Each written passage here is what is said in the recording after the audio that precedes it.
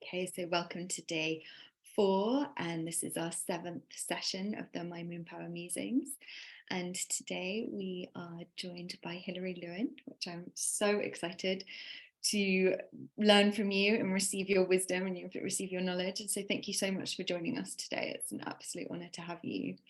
And we've been starting off these conversations with the question of how did you get into this work? What was your transition and what was the thing that brought you to it? Okay, so I am 59. And when I had my children, I had 2 children pretty early by today's standards. I was 23 and 25 when I had my kids. And I had them both at home, and I had home births, and it was a bit of a hippie, and friends came round and they were at the birth of my babies and I was at the birth of their babies, and we trooped around each other's houses having babies until we had this massive tribe of them. And it was about, I think my second one was a year or so old, and it's like, okay, I've got to earn some money. What am I going to do? And obviously we're talking before the internet. My second child is now 33. So pre-internet, in the old days, when you looked in a magazine, and in the back of the magazine, there was information about massage training. And so I thought, oh, I could do massage training. That would work well. So I went off and I became a massage therapist. And having had babies at home, I was all very much interested in childbirth, and clients started to get pregnant. And I started to show up at, well, basically, I was a birth stalker / gate crasher. I was just like, oh, just in the area. Oh, what, you're in labour? Or let me pop in. I literally did that to a couple of people. I was just passing. Oh, here I am at the birth of your child. And as a result of that, or a little bit later, I heard about Dr. Michel Audin, who is, I think he's 93 now, and he was one of the pioneers of water births in France. And I'd gone along to a talk of his, and he was talking about doulas. And I was like, oh, I'd really like to be a doula. So a doula is, for people who don't know, a doula is a non-medically qualified person who attends a birth. And you might call it a birth keeper or a space protector. You're there to just take care of whatever needs taking care of to allow the people who are actually doing the business, i.e. the woman who's given birth and the partner and midwives as well, to be fully present to what they're doing. So after the talk of Michel Audin, I'd gone, oh, I just really like to be a doula. And I was telling him what I'd done. He said, well, you are a doula. And I was like, oh, okay, that's cool. And he was like, what we need in the UK is an organisation for doulas. And so I literally set up, as a result of that, the Doula UK, the UK National Organisation for Doulas. This was, he gave me a sheet of paper with everyone's telephone number written on it. So it was like, not even everyone had email addresses then. So none of that, don't share people's details. I just got like 50 odd random women, and I phoned them all up and said, would you be interested in starting a doula organisation? And about 30 of them turned up, and that was Doula UK born. And so I was now a massage therapist. I'm now, 27, 28, whatever. I was a massage therapist and a doula.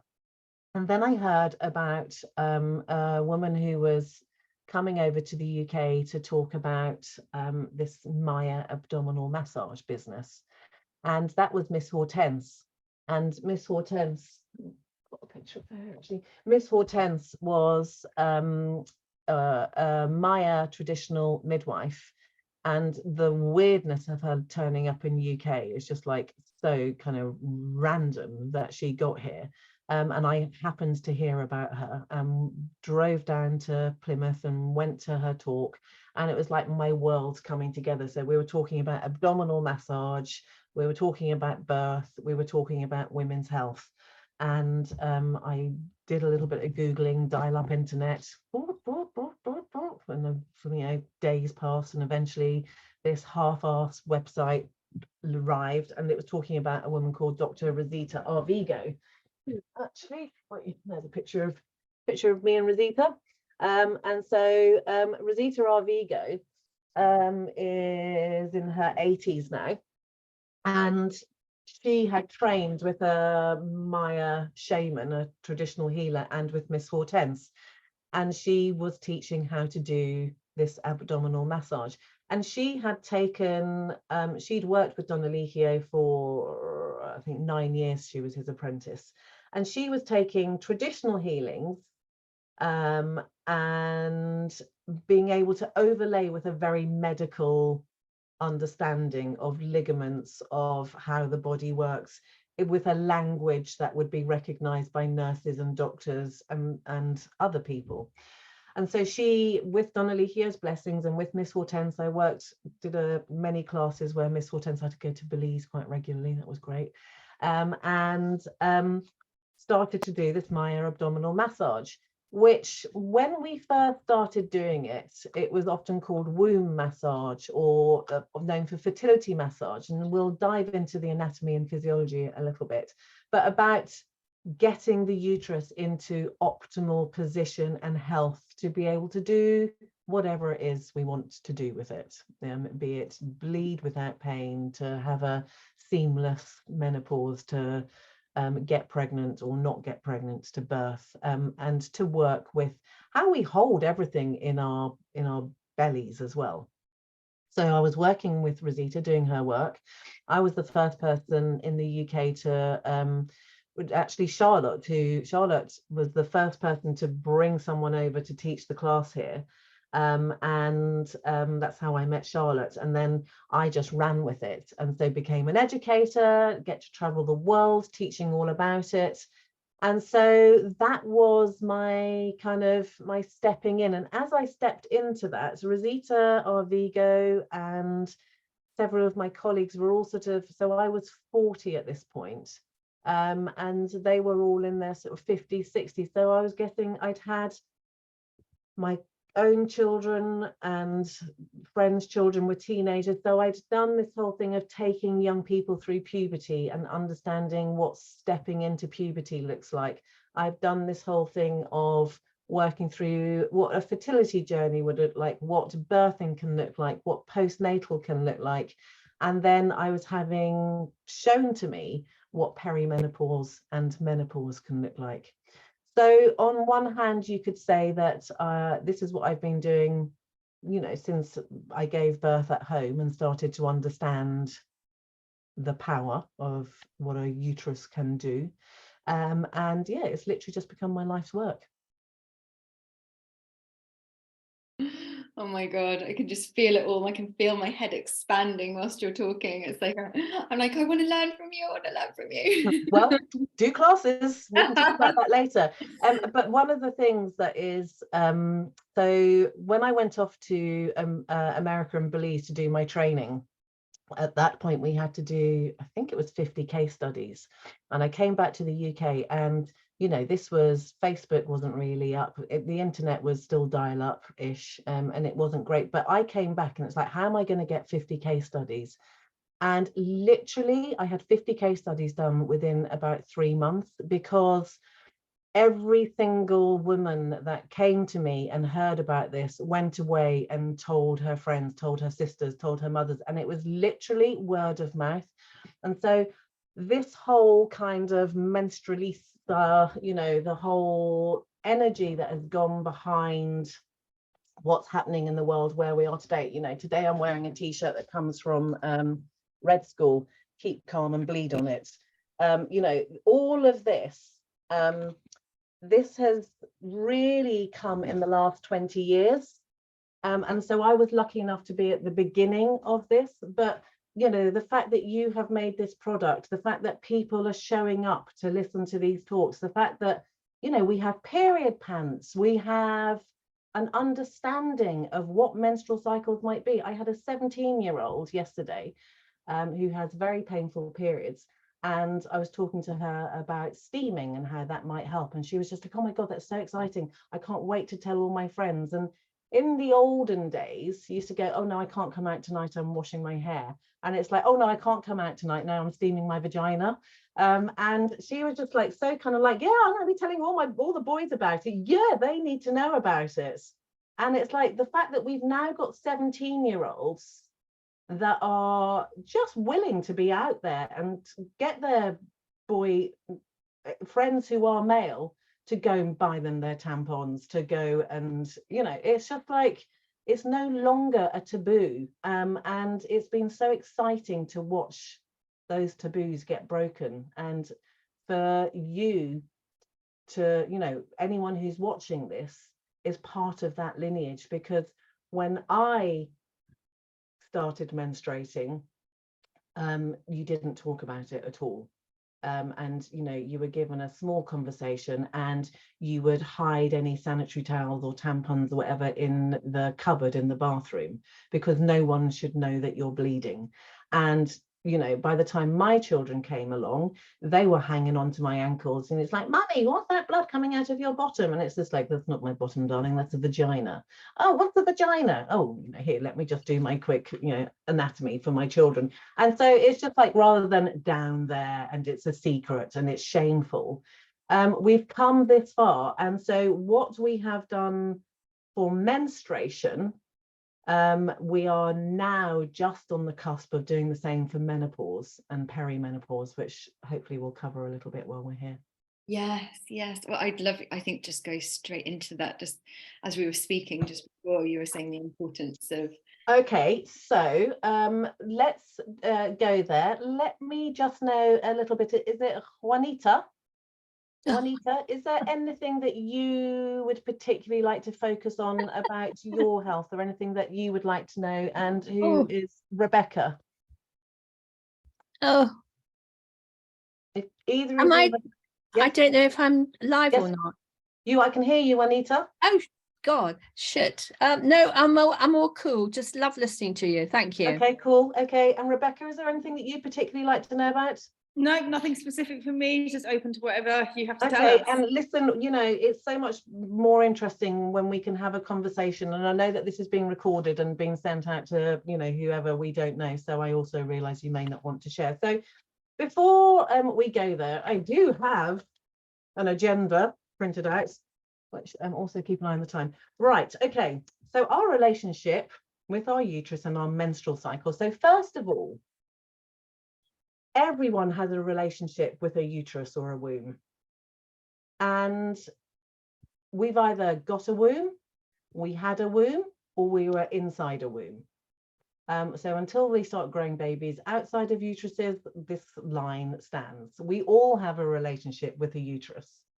And so therefore, an understanding of it on a purely physiological basis is really important for all of us. Not just for women, but for the people that partner us through our lives, for men, for women, for people who identify however they identify. If you've got a womb, if you had a womb, if you're in relationship with someone with a womb, it's really worth talking about. So how were we prepared for menstruation? Some of us got the full talk, and some of us, there would have been not so many of us, but more are coming today. There's the celebration, there's the party, there's the red tents that people hear about. But when I was young, it wasn't discussed. The fact that if my father or any of my brothers knew that I menstruated would have just been beyond humiliating. My daughter started menstruating. She was like, "Oh, Mum, do you have to tell all your friends?" "No, I don't want a party." It's like, "Oh, can we please just have a party?" "No, we can't, Mum. And I don't mind you talking about it, but we're not having a party." But how were you prepared for menstruation? How do we talk about menstruation? What's the language that we've grown up with around it? Days gone by, we referred to it as the curse, as one of the, "Oh, I've got the curse." And we are starting to change that language and recognize the power that comes with a menstrual cycle and the joy of being cyclical as opposed to linear. And believe me, I am now linear. I'm postmenopausal, and I can't tell you the joy that comes from that as well. But I thought I'd really miss having a period and a menstrual cycle, but I'm loving this linear. You could say to me, "Hey, Hilary, do you want to go rock climbing or skydiving or off-roading on a motorbike in 7 months' time, and I could just go yes, because I don't bleed. If you'd said this to me when I was menstruating, I would have had to go, oh, hold on, oh, I've got my period that day, do you think we could make it the following week? Whereas now I can just go, yeah, let's go deep sea diving, let's do anything. My energy is great. I now have a much clearer vision of what is acceptable and not acceptable to me. So I'm not looking at it through 4 different lenses as I go through my cycles. So what does living in a cyclical body mean? And as we look at second wave and third wave feminism, you know, we had the first and second wave feminism was like, we can do anything men can do. And it's like now we're going, no, we're really different to male bodies, to bodies that don't have uteruses, to bodies that don't have cycles. And we can bring an equal and different superpower to the party. So one of the things that I would always say to people is really understand what those cycles mean. And you know, you have your oils, and you're already talking about winter, spring, summer, autumn, or you know, I just always want to break into winter, spring, summer, or fall. So I go quite American because I can say fall there, but it's the 4 seasons. Each season is asking a different energy of you. And instead of beating yourself up and going, I have to be the same, I have to have the same output, I have to have the same ideas, I have to have the same energy at every phase of my cycle, you can go, so just for anyone who hasn't been part of these other conversations, if we look at a menstrual cycle as a 28-day affair, so day 1 to 7, when you come to day 7, it's like you're stepping into spring. And suddenly your bleeding has finished, the grass is greener, the sky is bluer, your energy is starting to turn outwards, and there's optimism is creeping into your life.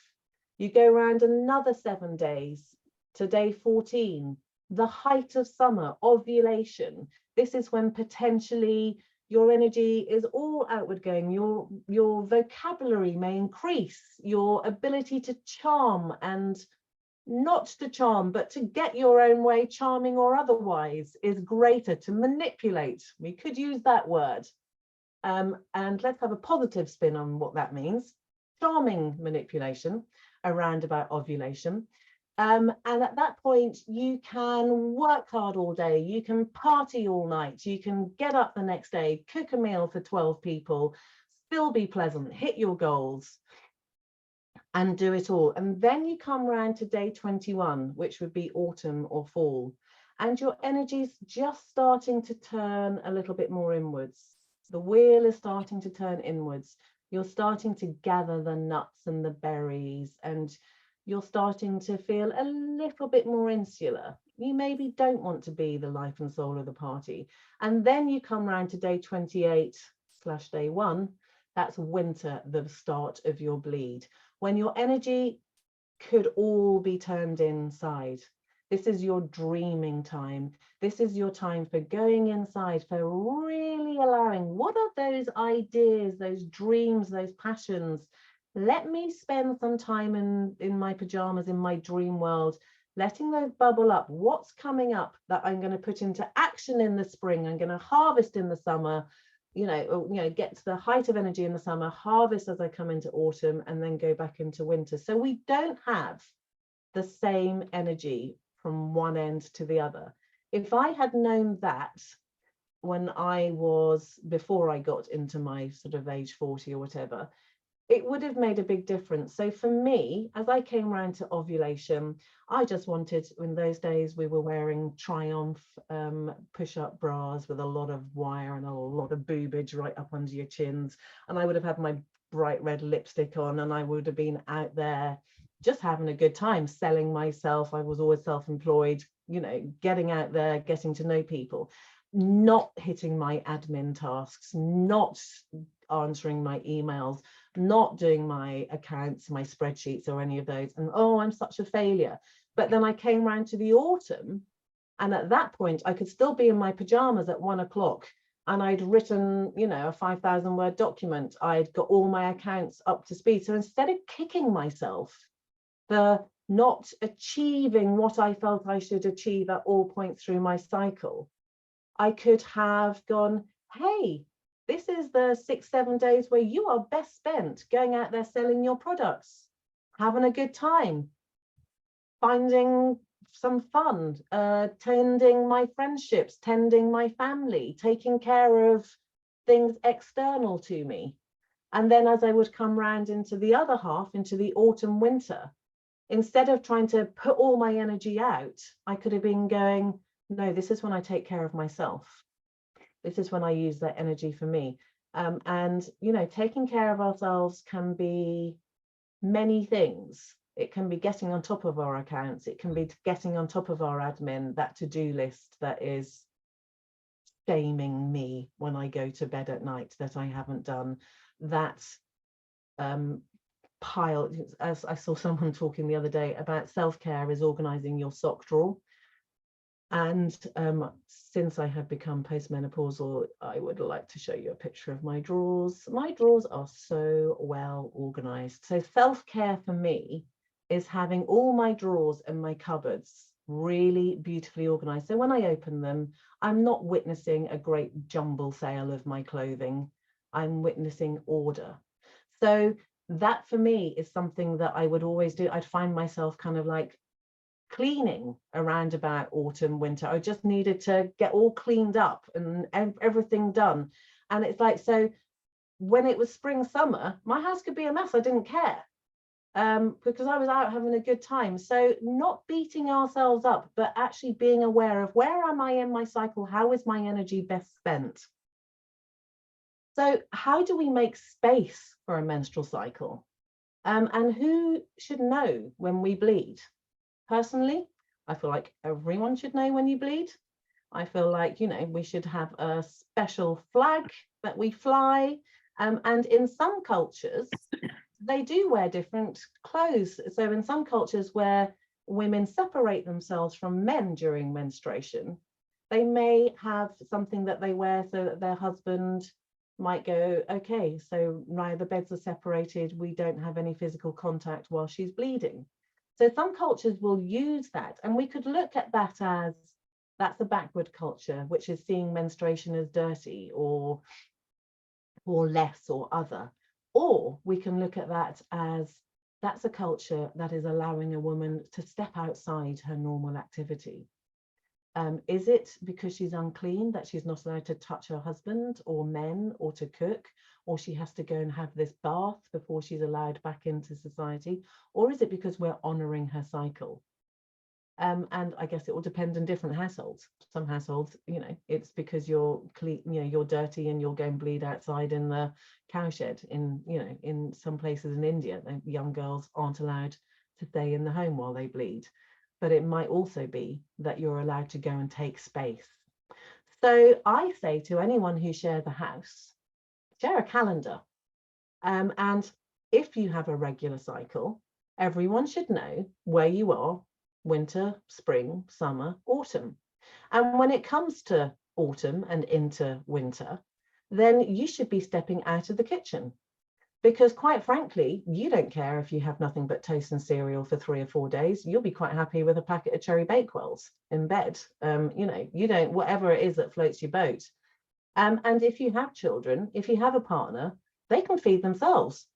And if you have kids, I say this to mums who have kids, it's just like, if they have cereal and toast for 3 days, you're feeding them organic, blah-de-blah, every other day of the month. Literally, don't be a martyr. Don't bang yourself on that cross. If it's pizza 3 nights in a row, then let them eat pizza. You know, you don't need to be very old to be able to make toast and cereal. So what can you do to withdraw? And you say to the people in your household, if you're sharing a household, if you're living with other people who bleed, if you're living with a partner who doesn't bleed, you know, this 5 days of each month, I will be withdrawing. And if you're lucky enough to have a separate space to sleep, you either send your partner to go and sleep there or you go and sleep there. But there's nothing better than bleeding alone. It's a joy because we sleep differently, we dream differently, we may have different temperature needs. To be able to wake in the night and to put the light on to journal or to read or to go and get that hot water bottle because we're in pain, to writhe, whatever it is. But if there is an opportunity to be able to sleep separately for 2 or 3 nights while you bleed, that's a real gift that you could give to yourself. So how do we make space for menstruation? Oh, sorry, I was going to have you all round for dinner, but I'm bleeding. I'm cancelling it. I'm not coming out. Let's use that as a really real reason not to do things. Oh, sorry, I just started my period. I'm taking care of myself. What we must never do, however, is to say, oh, I'm really sorry. I was such a bad-tempered cow and I know I was a bitch. It was just my period. Don't pay any attention to it. No, pay some freaking attention. If I was being a cow and a bitch, it was because the filter comes off around about autumn, winter. You're sucking it all up through spring and summer. And actually, that premenstrual tension, which is a really great way of putting the blame on us. Oh, she's just premenstrual. No, premenstrual is my superpower. That's when I'm my most honest. And if I'm on at you because still you're not pulling your weight, and I still think, you know, here I am calling you an arsehole again. Well, it's probably because you are an arsehole and I suck it up in spring and summer. And now I have no filter. So it will be better for us all if I was able to actually kind of let you know how I feel all through the month in an honouring way. But if it comes out wrong, I'm not going to blame my period. And if anyone goes, oh, no, I understand why you're such a bitch. Oh, it's because you're premenstrual. No, I'm a bitch because you're an arsehole. And that could be your work colleague, that could be your children, that could be, you know, your best friend, that can be a romantic partner. It's because there is no filter in that autumn winter phase. So how can we make space for menstruation? And as we get into our 40s, we want to really start making space. And we'll talk about that in a little bit more in a moment. But, you know, how can we welcome our cycles? We also know that menstruation is now designated as one of the 5th sign of vitality. So if your menstrual cycles are not healthy for you, are a problem for you, that is a sign of an imbalance in your body. It's not, oh, just some women have painful periods, poor you, take a tablet. Your period is giving you clues about your health. And it may be that you have to medicate. It may be that you go on the pill. And as this 17-year-old, she's in the middle of studying, she's on the pill. She has periods that take her down for like 5 or 6 days. So she takes them back to back and has a bleed every other month. That's what she needs to get through her A-levels.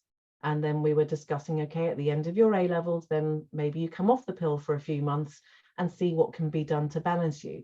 I am certainly not against medication. Whatever is needed. If you are doing a degree, if you have small children, if you are in the middle of moving or in the middle of other things, what do you need to get you through? But know that your menstrual cycle is telling you something. So if it's not an easy one, then you need to look at what it might be that's creating these issues. So we want to share our cycles. We want to make space for our cycles. We want to know what our cycle is telling us about our health. Has anyone got any questions at the moment? Is there anything that you would like to ask at this stage? Okay. What's the quantity of your blood? What's the quality of your blood? Is it clotty? Is it red? Is it dark? Does it take a couple of days to get started? Does it end really, really slowly? A healthy menstrual cycle, we talk about a menstrual cycle as 28 days. But actually a healthy menstrual cycle is a regular cycle. So for you, it might be 25, for someone else, it might be 35. 28 days is optimal. But at different times in your life, you may experience different length cycles. But we want it regular. What is a sign of something that isn't working so perfectly is 14 days, 32 days, 72 days, 10 days, you know, it's all over the place. So what we're looking for is a regular cycle, because that also means that you can plan your life around it as well. So there shouldn't be massive amounts of pain. There may be some cramping, you may be aware, but if it's pain that actually takes you out of your body, then that's too much pain. Endometriosis is something that is only just starting to get the light shone on it that it deserves. And it is a dis-ease of the body that really needs to have a lot more attention. And on average, it takes women 7 to 10 years to get that diagnosed.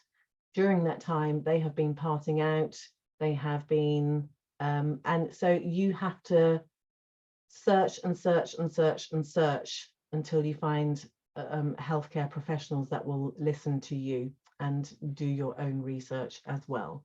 So if you are someone who is having really heavy bleeding, you are having really painful bleeding, and heavy bleeding is such that you can't literally get out of your bathroom, it is really well worth finding someone that's going to work through that with you. Should you be using tampons? Should you be using towels? Should you be tampons? And if they can be organic ones, are a great, you know, freaking fantastic invention some of the time. But if you have painful periods, try not using a tampon, because your uterus is a muscle and it's cramping. And so that's actually pulling, and having an object in there may not be helping. So there are period knickers now. They're the best invention ever. So, you know, really, really, really, if you're not already using period knickers, I don't understand why everyone doesn't have them. But being careful about what you use to bleed into is a really great idea. So let me see. Maybe.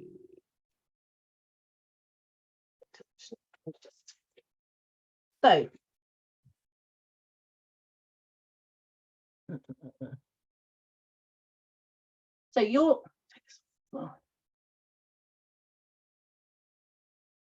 your diaphragm, a domed muscle that separates the chest cavity, the thoracic cavity, from the abdominal cavity. It is a domed muscle and it comes down into the back. So it follows the rib cage. So it's not just like a shelf. And through the diaphragm comes the esophagus, which goes to the stomach, the main artery from the heart, and the vena cava, the vein on the way back up, and also the vagus nerve. Now, 20 years ago, no one was talking about the vagus nerve, and now the vagus nerve is like everyone's favorite nerve, and rightly so. But what I'm saying here is that we are learning all the time about health. It's a brand new subject, and so, you know, it is forever changing.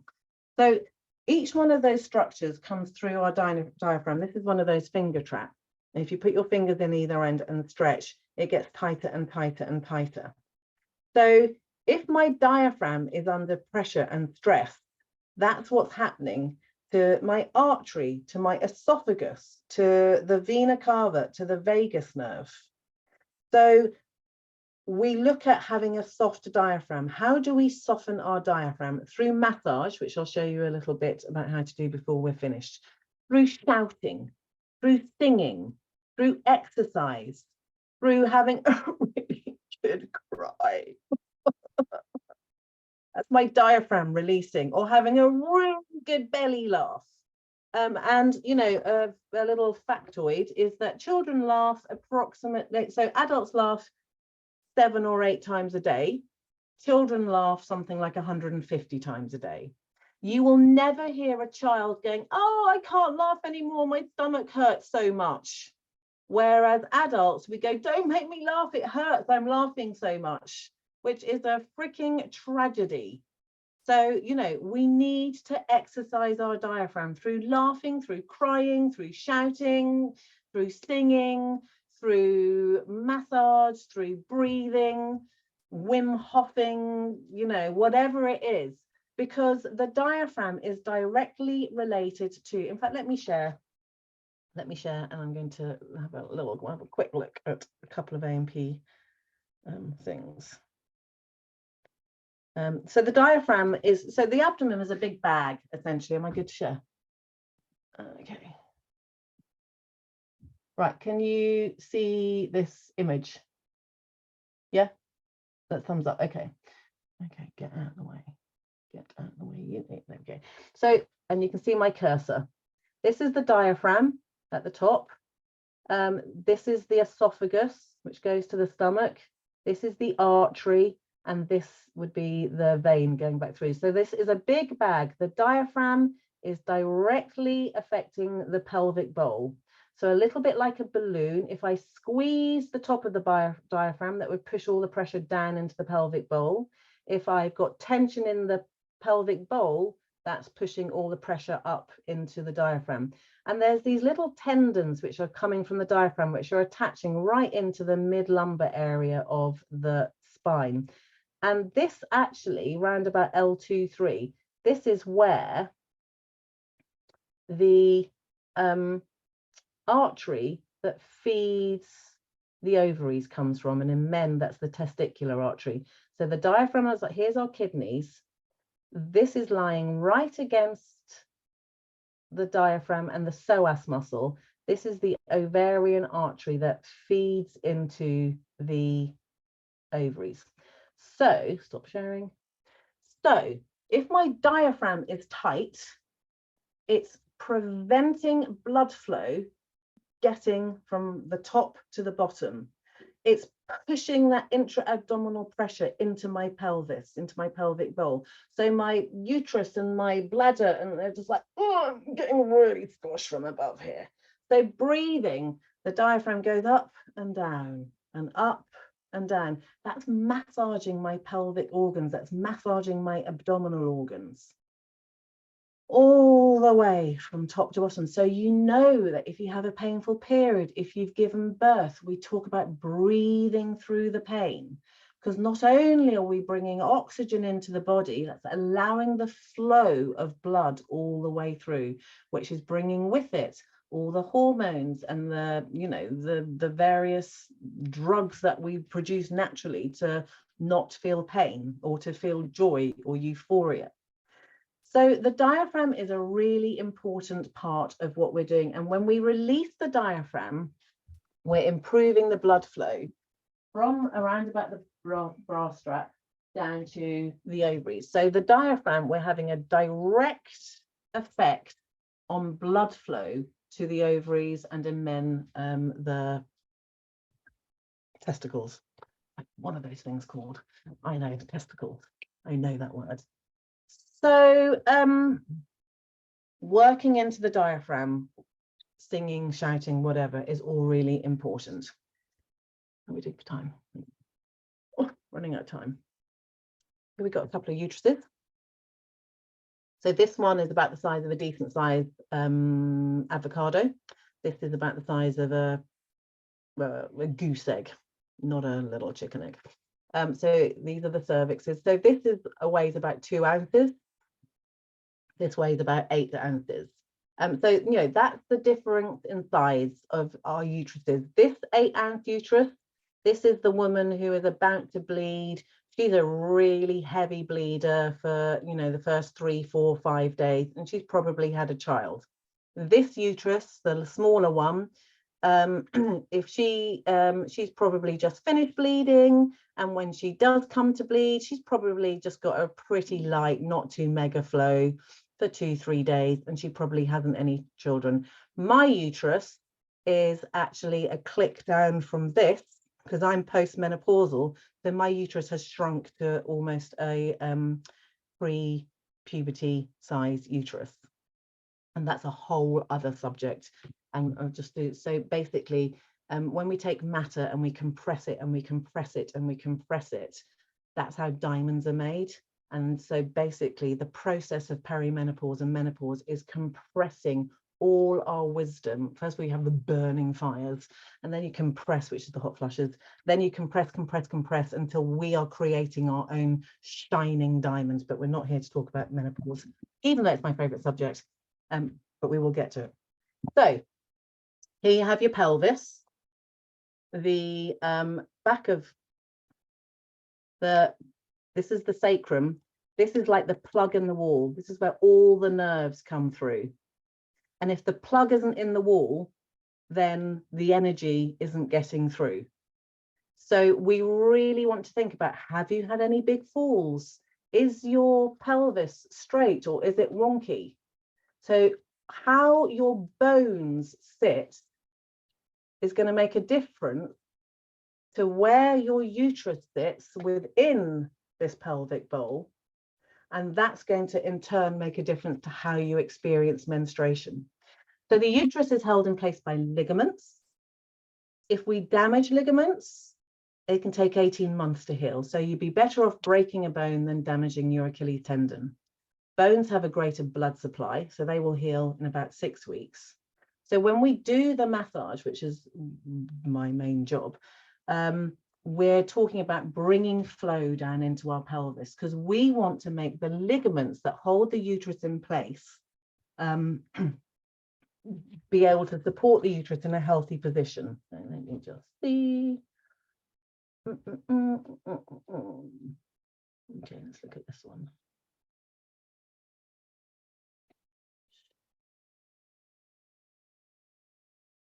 Okay, so here we have the body has been cut in half. This is the uterus, this is the bladder, this is the bowel and the rectum. And you see here the uterus, the ovary is behind the uterus. So there's a space between the uterus and the bowel, and there's a space between the bladder and the uterus. Those spaces, and really importantly, the uterus is, the ovary is behind the uterus.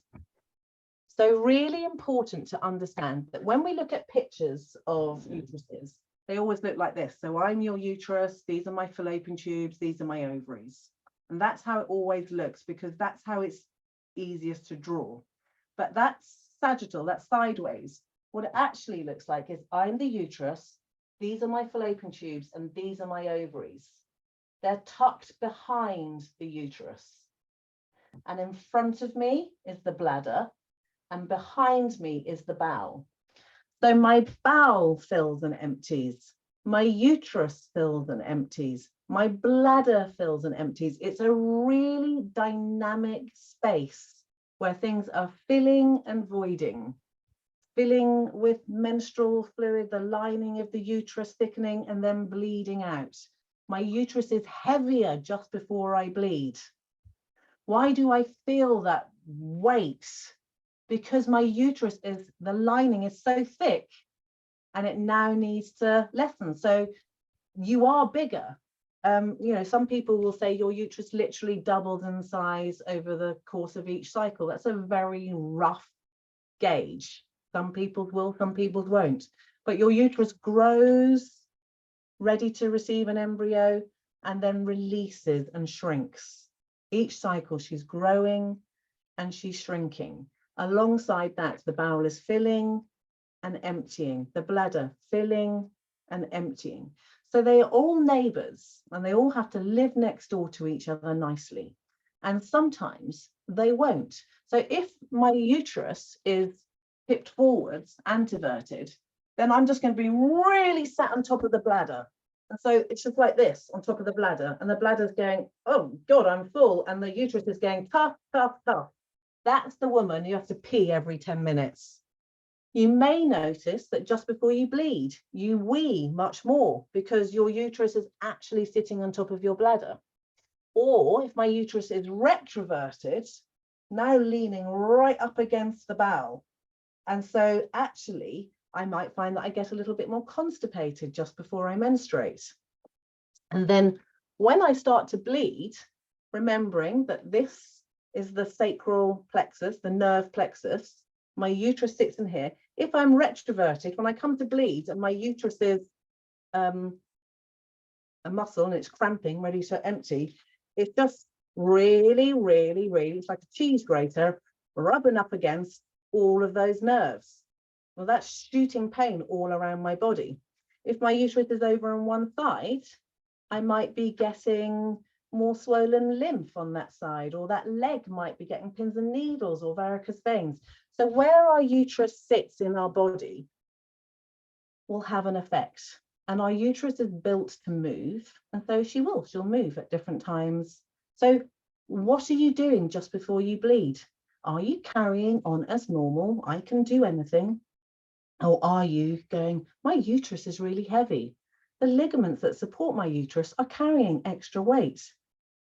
I'm not going to go dig the garden, go running, be a builder, do any of those things for these 2-3 days just before I bleed, or the first day of my period. I'm going to allow myself to rest, because when I come round to the height of summer, I can work twice as hard as anyone else. But by allowing myself to rest just before I bleed, when my uterus is at her biggest, when my bladder and my bowel are getting, more neighbor pressure, just by letting myself rest, I'm taking a lot of pressure off all those areas. So how we behave at different times in our cycles, we are not the weaker sex and, oh, I'm just going to go and pass out and, bleed gently. No, we are listening to our bodies and we are taking care of ourselves. And that is a superpower that quite literally the world is needing to learn. Let me take care of myself first, and then I've got enough to take care of everyone else.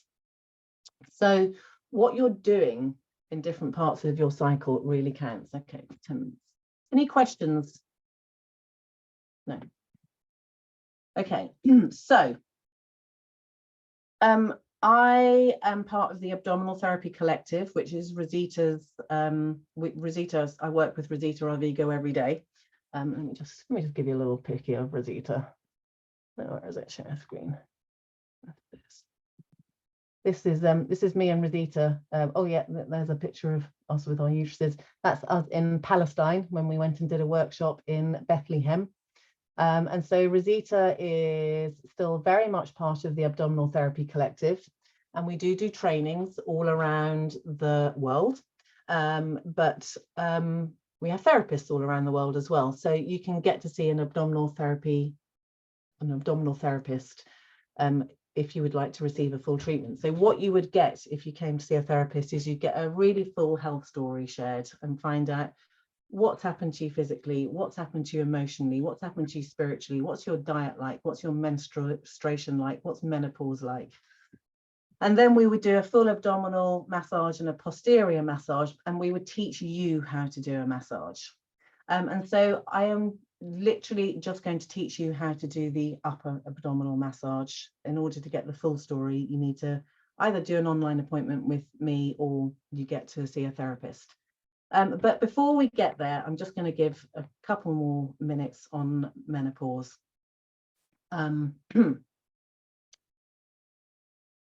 Menopause is when you haven't bled for a whole year. Everything before that is perimenopause. You hear those terms being used interchangeably. So menopause can take, or perimenopause can take as much as 10 years. So if the average age of menopause is 51, then age 41, you could be starting to experience perimenopause. And any doctor or any health practitioner will go, oh, don't be ridiculous. No, you're 41. Oh, you've got regular periods. You're not.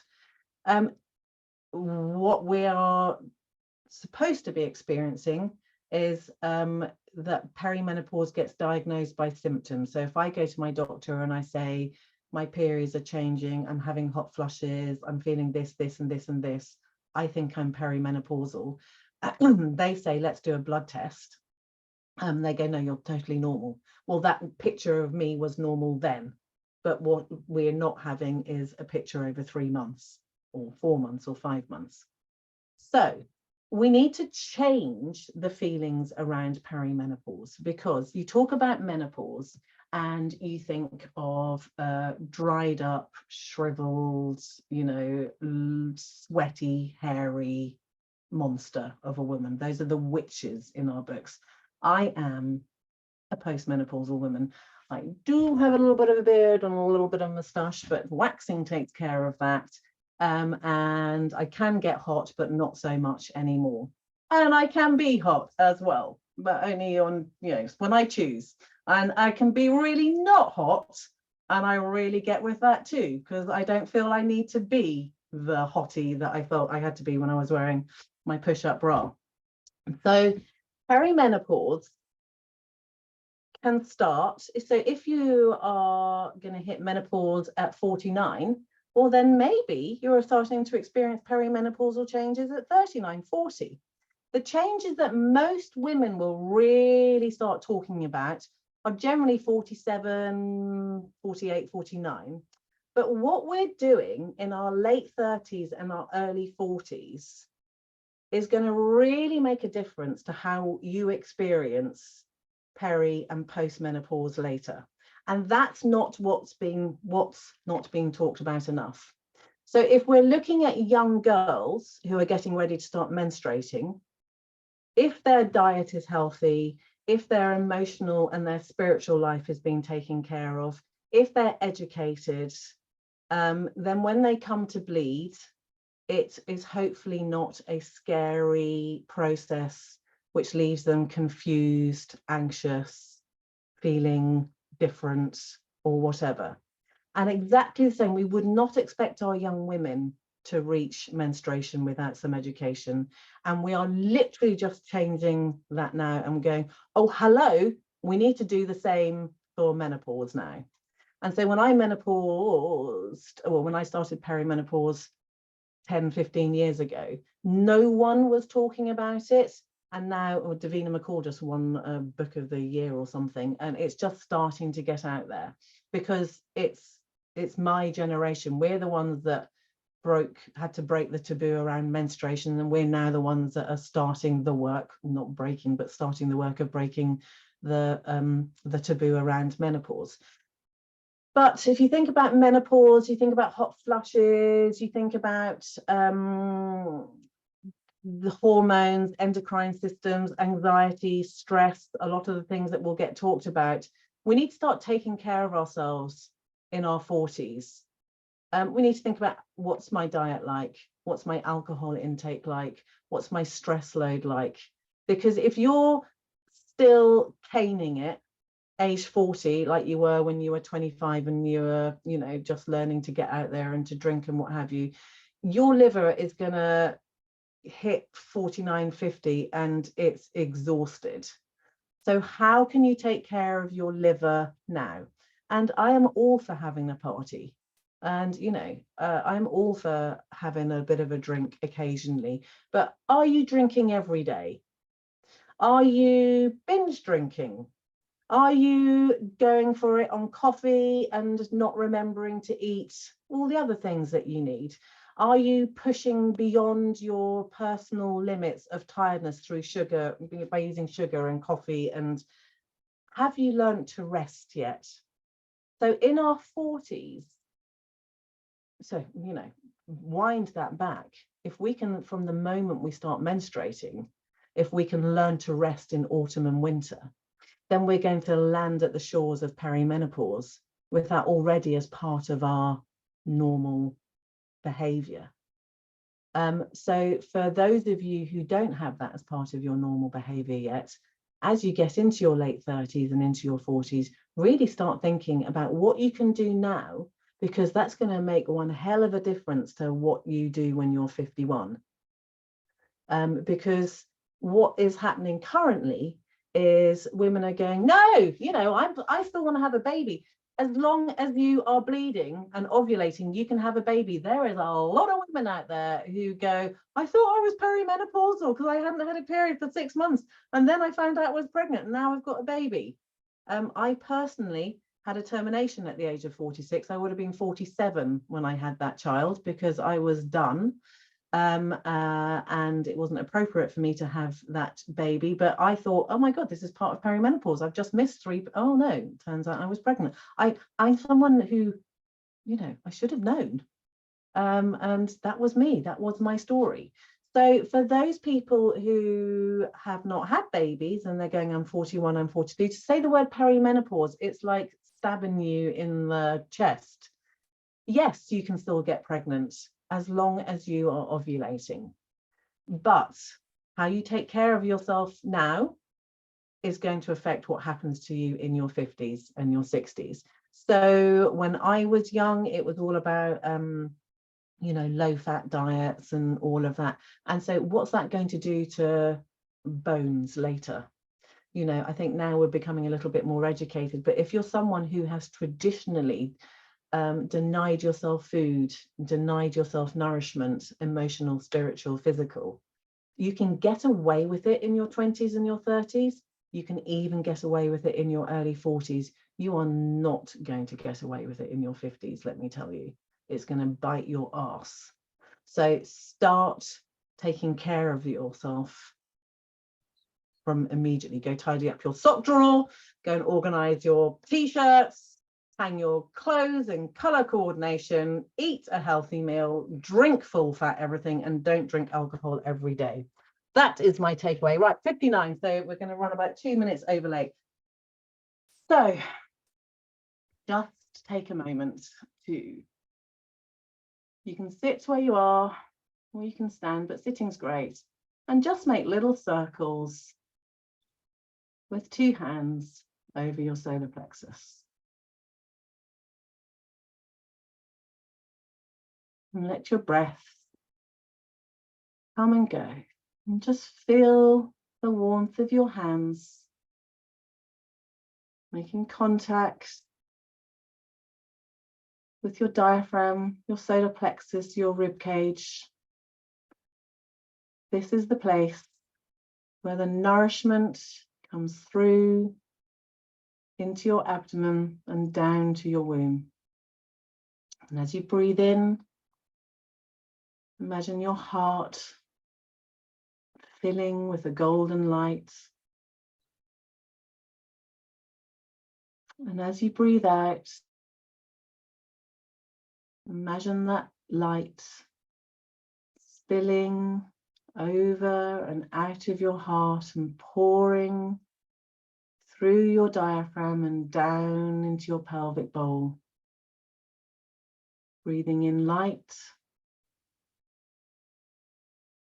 And that golden light pouring through into your uterus, your womb, your pelvic space. Creating a circle of light from your heart to your womb.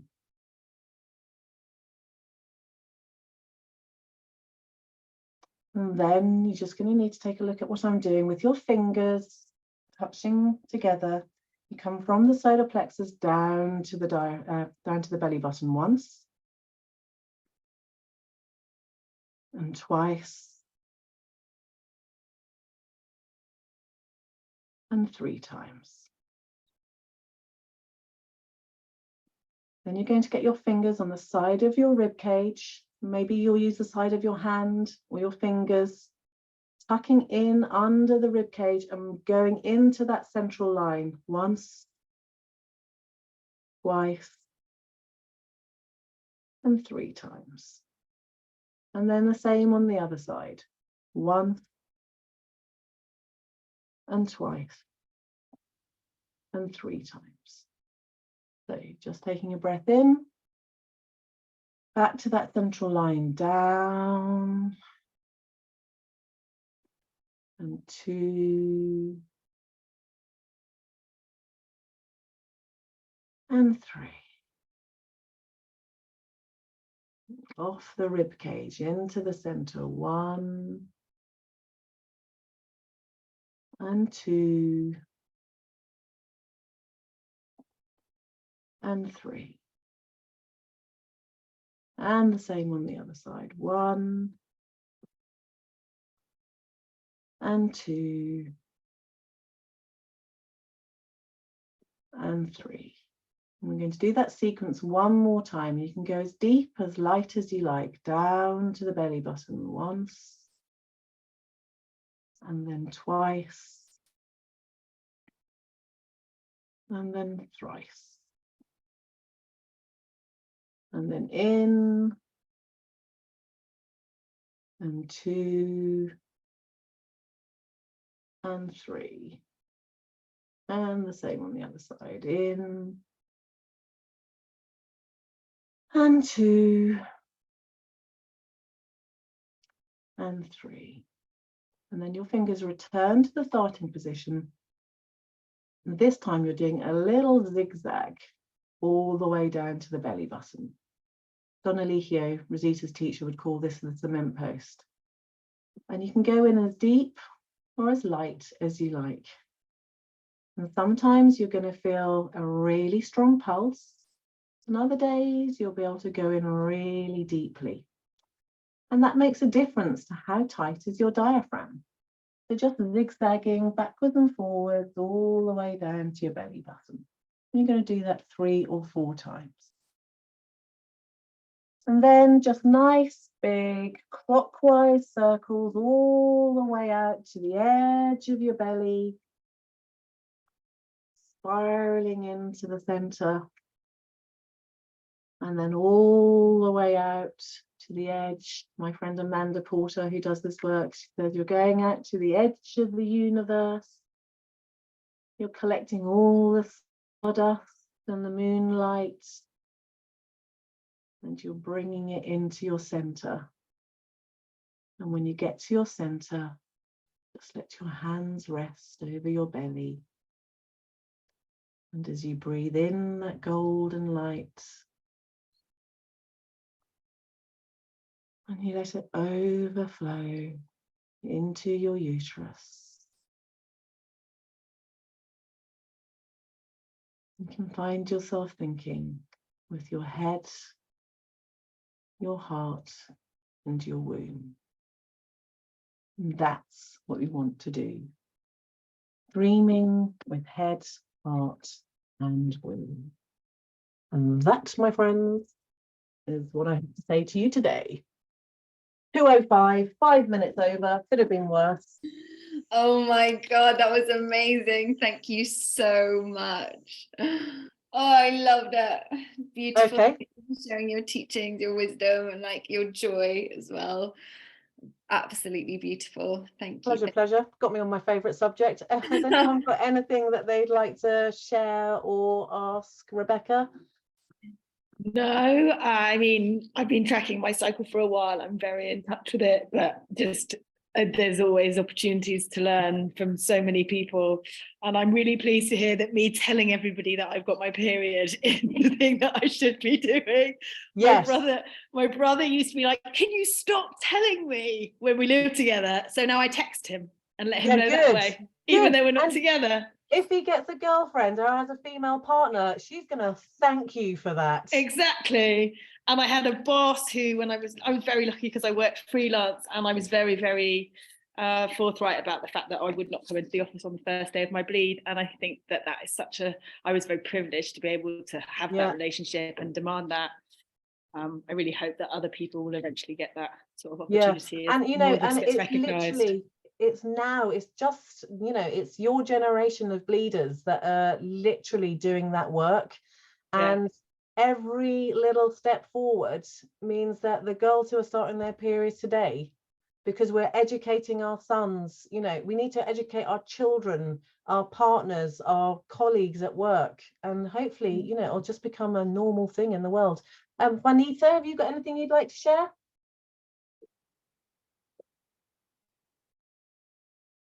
Juanita's fallen asleep. That's actually my mum. It's your mum. Oh, okay. She really doesn't like the talking on the Zoom. Okay, I'll say nothing. You don't have to say anything. I could talk I about. have one question, but maybe if it's too big a question, let me know. But I find when I have my period, I get a lot of pressure in my forehead, and it's not a headache, but it's like it must maybe be like the pineal gland or something. But like I really feel like this, like really big pressure there. So that could be, it could be tightness in the diaphragm. So also when we're talking about a balloon, so if you squeeze the balloon at the bottom, so if your pelvis is tight, that's putting all that intra-abdominal pressure, it's just pushing it all up. And they used to talk about hysteria as being a wandering womb, and so, but if you think about the pressure, so it could be, I wonder if you're grinding your teeth. There's a real connection between the jaw and the pelvis.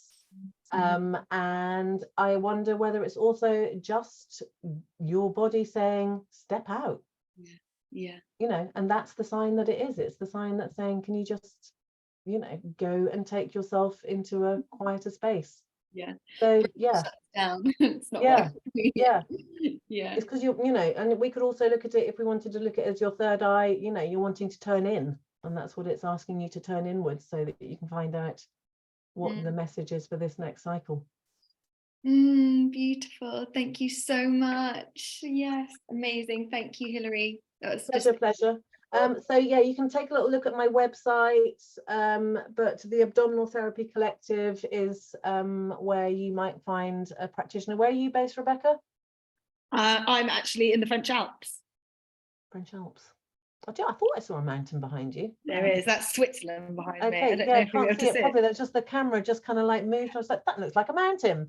French Alps, no one in the French Alps. Can't help you in the French Alps.